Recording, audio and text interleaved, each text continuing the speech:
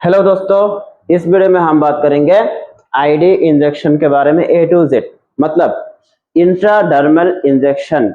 Injection बहुत तरीकों से लगाया जाता है। यहाँ पे लगाया जाता है, स्किन के ऊपर वेन में लगाया जाता है, तो यहाँ पे लगाया जाता है। बहुत सारे पोजीशन है, तो उसका वीडियो मैंने वीडियो बनाया हर एक चीज का, IM का, SC का, IB का। अब चलेगा आईडी।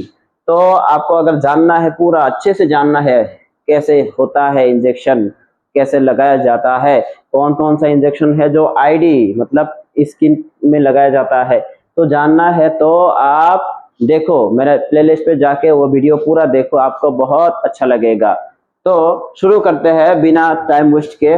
मैं टाइम वेस्ट नहीं करता, आपका भी टाइम वेस्ट नहीं करूंगा। तो शुरू करते हैं शुरू से।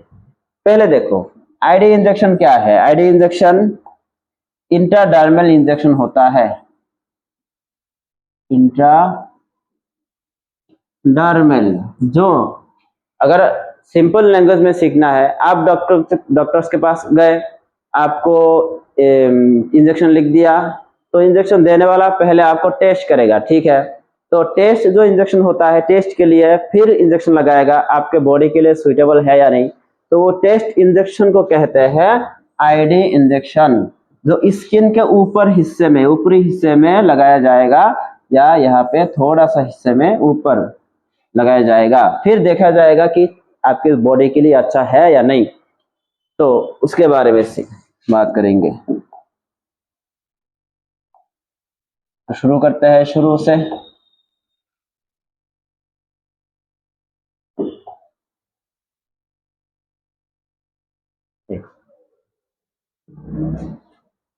यह है आपका स्किन, ठीक है।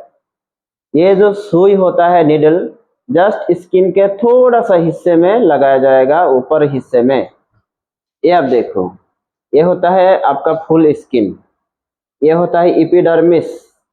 तो ये जो पार्ट होता है, यहाँ पे ये इंजेक्शन 10 से 15 डिग्री यहाँ पे लगाया जाएगा, ऐसे 10 से 15 डिग्री ऐसे बीच में ऐसे लगाया जाएगा, ऐसे अपर लेयर में थोड़ा सा टाइम के लिए, कम से कम 45 मिनट्स या 40 मिनट्स, आधा घंटा छोड़ देंगे थोड़ा सा मेडिसिन लगा के। तो इनटू द डर्मिस, उस लेयर को कहते हैं dermis layer, which is located between epidermis and hypodermis. ये होता है एपिडर्मिस, ये होता है हाइपोडर्मिस। इसके बीच में जो लेयर होता है वहां पे ही लगाया जाएगा। तो ऐसे लगाया जाता है। आगे बढ़ते हैं।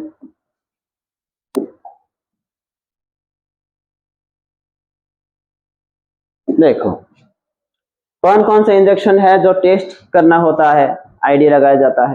पहला, टीबी बैक्टीरिया। मतलब अगर किसी पेशेंट आया, आप कंफर्म हो गए कि इस पेशेंट को क्या है, टीबी बीमारी है, ट्यूबरकुलोसिस है, या ट्यूबरकुलोसिस का सिम्टम्स है, तो आपने टीबी का जो इंजेक्शन है, यहाँ पे थोड़ा धुंधला हो गया, ट्यूबरकुलिन इंजेक्शन, तो इसको लगाना है।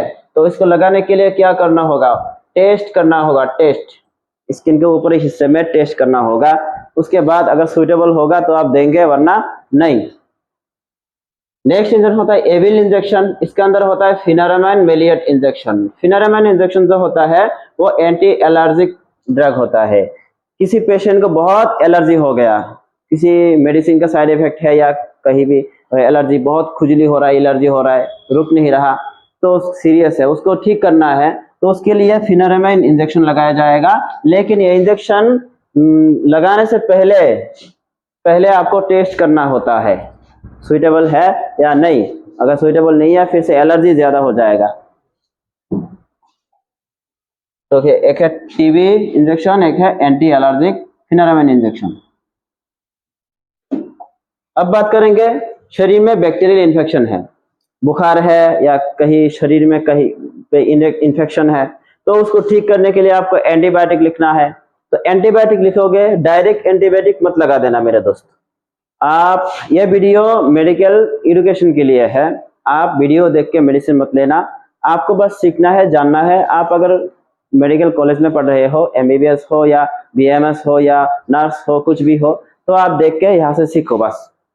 तो देखो, ये होता है सेफ्ट्राक्सोन इंजेक्शन 250 आता है, 1.5 ग्राम आता है, 1 ग्राम आता है।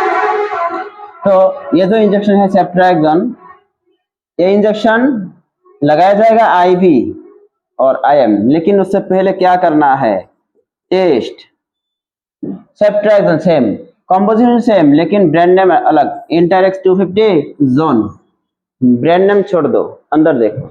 तो ये सेफ्ट्राक्सोन इंजेक्शन लगाने से पहले आपको टेस्ट करना होता है, फिर अगर देना है तो ये इंजेक्शन आप दे दो, ये इंजेक्शन आप दे दो। कितना डोज लिखना है वो पेशेंट के बीमारी के हिसाब से लगाना है। तो ये क्या करेगा, बैक्टीरियल इन्फेक्शन को ठीक करेगा, बीमारी को अंदर से ठीक कर देगा। अब बात करेंगे फंगल इन्फेक्शन। किसी पेशेंट को फंगल इन्फेक्शन हुआ है, खुजली हुआ है, तो उसको ठीक करने के लिए एक होता है इंजेक्शन एम्फोटेरिसिन बी इंजेक्शन।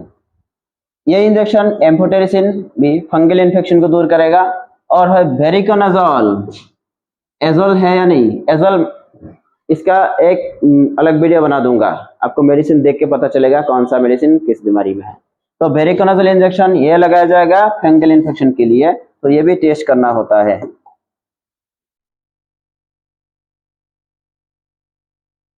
अब बात करेंगे रेबीज। अगर किसी पेशेंट को कुत्ते ने काट लिया या बिल्ली ने काट लिया, जानवर ने काट लिया, उसको क्या लगाना है, रेबीज इंजेक्शन। तो रेबीज इंजेक्शन डायरेक्ट मत लगा देना, पहले रेबीज इंजेक्शन क्या करना होता है, टेस्ट करेंगे शरीर में आईडी लगाकर, तो उसके बाद आप दे देंगे। तो ये रेबीज इंजेक्शन भी, वैक्सीन भी आपको टेस्ट करना होता है। अब बात करेंगे, ये तो थोड़ा सा मेडिसिन के बारे में आपको बताया कि कौन सा मेडिसिन टेस्ट करने के लिए यूज होता है, और भी बहुत सारे मेडिसिन है, तो आपको पार्ट 2 चाहिए तो कमेंट्स में लिखना। तो अब बात करेंगे, सपोज टेस्ट किया आपने, हाँ आपने इंजेक्शन लगाया 45 मिनट्स 30 मिनट्स के लिए लगाकर छोड़ दिया। अब कैसे पता करोगे कि ये इंजेक्शन जो लगाया टेस्ट करने के लिए सुइटेबल है पेशेंट के लिए या नहीं, लगाए या नहीं लगाए। तो उसके लिए देखना है, जहां पे इंजेक्शन लगाया वहां पे आपको कुछ सिम्टम्स देखना है, वो मैं आपको बता रहा हूँ, सिखा दूंगा। उस जगह पे क्या होगा, रेडनेस आ जाएगा, पूरा लाल हो जाएगा, तो ये इंजेक्शन उसके लिए सुइटेबल नहीं है, मत लगाना।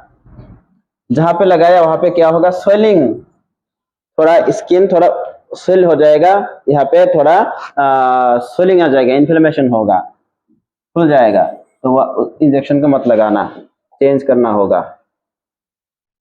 तो ये जो वीडियो था मेरा टेस्ट इंजेक्शन के बारे में, कि कौन से इंजेक्शन टेस्ट करना है और टेस्ट करने के बाद कैसे पता करोगे कि ये इंजेक्शन सुइटेबल है या नहीं।